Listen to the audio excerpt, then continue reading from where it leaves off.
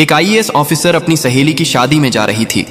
उसने आम लड़की की तरह कपड़े पहने हुए थे, ना कोई सरकारी गाड़ी ना कोई सुरक्षा, बस एक आम लड़की की तरह मोटरसाइकिल चला रही थी। जब वह रणनगर शहर के पास पहुंची तो आगे एक पुलिस चेक पोस्ट दिखाई दिया। वहां 3-4 पुलिसकर्मी चेक पोस्ट के बाहर सड़क पर खड़े थे। उनके बीच में इंस्पेक्टर रुद्रभान सिंह अपनी वर्दी में खड़ा था। उसने हाथ में लाठी उठाकर लड़की को रुकने का इशारा किया। लड़की ने मोटरसाइकिल सड़क से किनारे लगाई और खड़ी हो गई। इंस्पेक्टर ने सख्त आवाज में पूछा, कहां जा रही हो? लड़की ने बहुत शांत स्वर में जवाब दिया, एक सहेली की शादी है, वहीं जा रही हूं।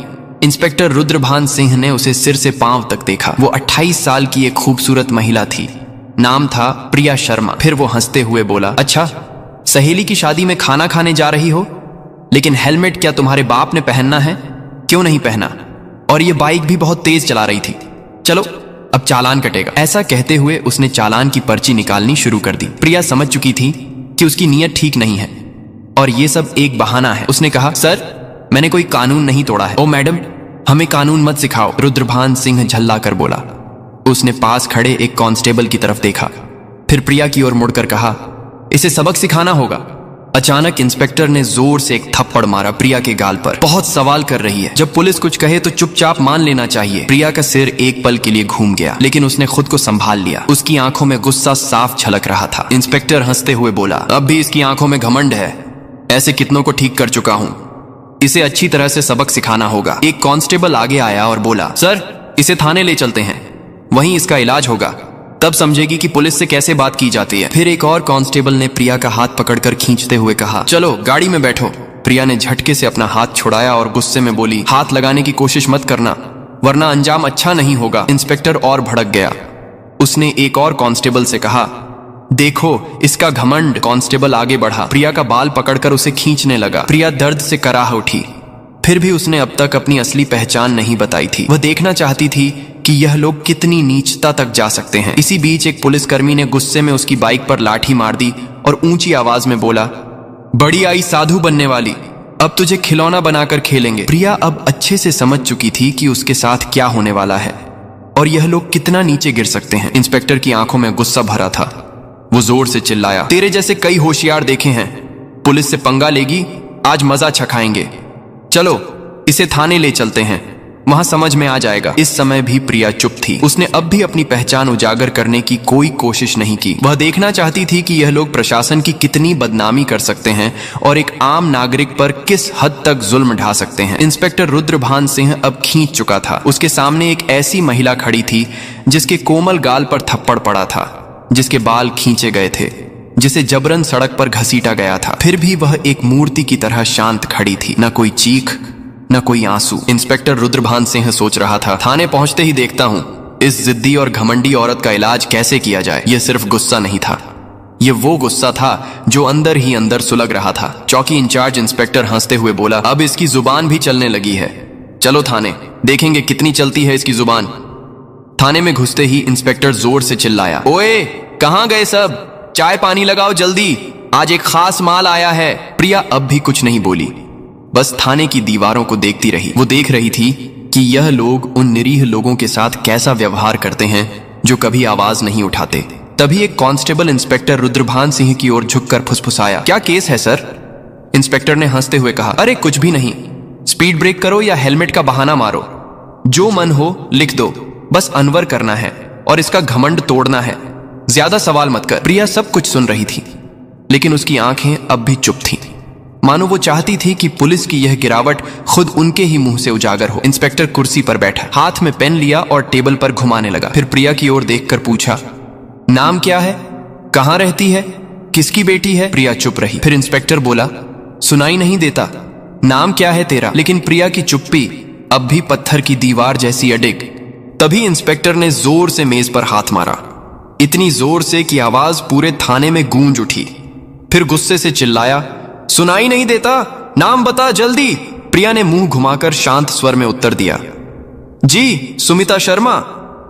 इंस्पेक्टर उसके चेहरे की ओर देखकर हंसते हुए बोला, हो बड़ी चालाक लड़की है तू, झूठ बोलने में तुझे खासा तजुर्बा है, लेकिन याद रख ज्यादा होशियारी महंगी पड़ती है। फिर प्रिया को जबरदस्ती उस सड़ी हुई हवालात में डाल दिया गया जहां पहले से 2 कैदी मौजूद थे। उनमें से एक कैदी ने प्रिया की ओर देखते हुए पूछा, बहन तूने क्या गुनाह किया है? प्रिया ने हल्की सी मुस्कान दी लेकिन कुछ नहीं बोली। अब वह बस देख रही थी कि यह पूरा सिस्टम कितना सड़ चुका है। अगर एक आईएएस को बिना वजह अंदर किया जा सकता है तो आम आदमी की हालत तो सोच पाना भी मुश्किल है। अब वह उस कोठरी के कोने में बैठी थी, सब कुछ देख रही थी, सुन रही थी और हर एक हरकत को समझ रही थी। उधर इंस्पेक्टर रुद्रभान सिंह एक झूठी रिपोर्ट बना रहा था। उसने आदेश दिया, इसके ऊपर चोरी और ब्लैकमेलिंग का केस ठोक दो, और फाइल पर हाथ मारते हुए बोला, चलो जल्दी। एक कांस्टेबल ने हिचकते हुए पूछा, लेकिन सर बिना सबूत? रुद्रभान सिंह हंसते हुए बोला, इस थाने में सबूत लाए नहीं जाते, बनाए जाते हैं। कुछ देर बाद एक कांस्टेबल कोठरी में आया और प्रिया के कंधे पर जोर से हाथ मारा। तभी इंस्पेक्टर रुद्रभान सिंह ने भी हाथ उठाया ही था कि तभी दरवाजे पर एक भारी कड़क आवाज गूंजी, रुको! सभी लोग घूमकर दरवाजे की ओर देखने लगे। वहां सीनियर इंस्पेक्टर यशवंत वर्मा खड़ा था। उसकी छवि बाकी अफसरों से कुछ बेहतर मानी जाती थी। वह अंदर झांका और महिला की हालत देखकर उसके माथे पर बल पड़ गया। उसने सख्त स्वर में पूछा, यह सब क्या हो रहा है? रुद्रभान सिंह हंसते हुए बोला, कुछ नहीं सर, एक सड़क की औरत ज्यादा अकड़ दिखा रही थी, सबक सिखा रहा हूं। यशवंत ने प्रिया को ध्यान से देखा। उसका व्यवहार किसी आम महिला जैसा नहीं लग रहा था। उसने पूछा, इसका अपराध क्या है?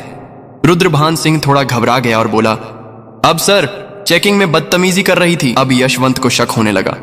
उसने प्रिया से सीधे पूछा, तुम्हारा नाम क्या है? प्रिया फिर भी चुप रही। रुद्रभान सिंह हंसते हुए बोला, देखिए सर, नाम भी नहीं बता रही है। अब यशवंत पूरी तरह सतर्क हो गया। उसने सख्त आदेश दिया, इसे अलग कोठरी में रखो, अकेले। रुद्रभान सिंह चौंक गया। लेकिन सर, यशवंत ने कठोरता से कहा, मैं खुद इसके पास रहूंगा। उसके आदेश पर प्रिया को एक और अलग कोठरी में ले जाकर बंद किया गया। वह कोठरी पहले वाली से भी ज्यादा बदबूदार और अंधेरी थी। प्रिया ने चारों ओर नजर दौड़ाई। एक कोने में एक टूटी हुई मेज पड़ी थी और पास ही एक जंग लगी लोहे की। अब वह इस सड़े गले सिस्टम का असली चेहरा और भी करीब से देख रही थी। हर एक पल उसकी आंखें यह समझ रही थीं कि कानून अब सिर्फ फाइलों तक सीमित रह गया है। इसी बीच एक कांस्टेबल दौड़ते हुए आया और बोला, सर बाहर एक बड़ी गाड़ी खड़ी है। रुद्रभान सिंह चौंक गया। पूछा, कौन सी गाड़ी? कांस्टेबल घबराते हुए बोला, सर सरकारी गाड़ी। रुद्रभान सिंह तुरंत बाहर गया। गाड़ी के अंदर झांकते ही उसके होश उड़ गए। वो भागकर वापस आया और धीमी आवाज में बोला, सर। रुद्रभान सिंह झुंझलाकर बोला, क्या हुआ? कौन आया है? कांस्टेबल कांपते हुए बोला, सर कमिश्नर साहब आए हैं। रुद्रभान सिंह का चेहरा पड़ गया। सीनियर इंस्पेक्टर यशवंत वर्मा भी सतर्क हो गया। अब मामला सीधे ऊपर तक पहुंच चुका था। कमिश्नर साहब थाने में दाखिल हुए। उनकी आंखों में गुस्सा साफ झलक रहा था। उन्होंने रुद्रभान सिंह की ओर देखकर सख्त स्वर में पूछा, इंस्पेक्टर रुद्रभान सिंह, ये क्या तमाशा चल रहा है यहाँ? रुद्रभान सिंह घबरा गया और बोला, कुछ नहीं सर, एक छोटा सा केस है बस। कमिश्नर साहब ने टेबल से फाइल उठाई और ध्यान से पढ़ने लगे। उनके माथे पर शिकन आ गई। फिर वह कोठरी की तरफ झांके और बोले, ये कौन है? रुद्रभान सिंह तुरंत बोला, सर इस महिला पर 420 और धोखाधड़ी का केस है। कमिश्नर ने सीधा सवाल किया, तुम्हारे पास सबूत है? दोबारा बोले, कोई भी सबूत है तुम्हारे पास? अब रुद्रभान सिंह पूरी तरह फंस चुका था। कमिश्नर साहब ने सीधे महिला की ओर देखा और पूछा, तुम्हारा नाम क्या है? और तभी पहली बार प्रिया शर्मा ने हल्की सी मुस्कान दी और कहा, आईएएस प्रिया शर्मा। थाने में एकदम सन्नाटा छा गया। हर चेहरा पीला पड़ गया। रुद्रभान सिंह के हाथ पांव कांपने लगे। बाकी सभी कांस्टेबल हैरान होकर एक दूसरे की ओर देखने लगे। रुद्रभान सिंह के पैरों तले जमीन खिसक गई। जिस महिला को वह एक मामूली अपराधी समझ रहा था, वह थी वही अधिकारी जो पूरे जिले की प्रशासनिक व्यवस्था संभालती थी। वह कोई आम औरत नहीं थी, वह थी स्वयं आईएएस प्रिया शर्मा। जिस महिला को सड़क पर घसीटा गया था, जिसके बाल खींचे गए थे, जिसे थप्पड़ मारा गया था, जब यह सच्चाई सबके सामने आई, पूरे थाने में हड़कंप मच गया। सभी कांस्टेबल्स स्तब्ध हो गए। कमिश्नर साहब ने तेज गुस्से से भरी नजर से इंस्पेक्टर रुद्रभान सिंह की ओर देखा और गरजते हुए बोले, रुद्रभान सिंह, तुझमें इतनी हिम्मत आई कैसे कि तू एक सीनियर ऑफिसर पर झूठा आरोप लगाने की जरूरत कर बैठा? रुद्रभान सिंह कुछ बोलने की कोशिश कर ही रहा था कि तभी पास में खड़े सीनियर इंस्पेक्टर यशवंत वर्मा जोर से बोले, सर मैंने पहले ही कहा था कि यहाँ कुछ ना कुछ गड़बड़ है। अब रुद्रभान सिंह पूरी तरह अकेला पड़ चुका था। तभी पहली बार प्रिया शर्मा ने अपनी शांत लेकिन दृढ़ आवाज में सीधा फैसला सुना दिया, रुद्रभान सिंह, अब तेरी नौकरी गई, तेरा सस्पेंशन पक्का और तेरे खिलाफ अब केस भी चलेगा। ये सुनते ही रुद्रभान सिंह का चेहरा जैसे सफेद पड़ गया, सांस अटकने लगी। बाकी पुलिसकर्मी भी उससे नजरें चुराने लगे। यशवंत वर्मा ने तुरंत आदेश दिया, हवलदार साहब इसे पकड़ो। और लॉकअप में डालो। लेकिन तभी रुद्रभान सिंह ने अपनी जेब से एक मुड़ा हुआ कागज निकाला और मुस्कुराते हुए बोला, रुको मैडम, ये पहले देख लो, फिर जो करना हो कर लेना। उसने कागज आगे बढ़ाया। कमिश्नर और प्रिया दोनों की नजरें एक साथ उसकी ओर गई। रुद्रभान सिंह बोला, यह लो मेरा ट्रांसफर ऑर्डर। 3 दिन पहले ही मेरा तबादला हो चुका है। अब चाहे तुम जितना भी गुस्सा करो, मुझे नौकरी से नहीं निकाल सकती। पूरे थाने में फिर एक बार सन्नाटा छा गया। प्रिया ने वो कागज हाथ में लिया और ध्यान से पढ़ा। कमिश्नर ने यशवंत वर्मा की ओर तीखी नजर डालते हुए कहा, जाओ देखो ये कागज असली है या सिर्फ दिखावा। यशवंत ने कंप्यूटर रिकॉर्ड खंगाला और फिर सिर उठाकर बोला, सर यह असली है, लेकिन अब तक इसने नए इंस्पेक्टर को चार्ज नहीं सौंपा है।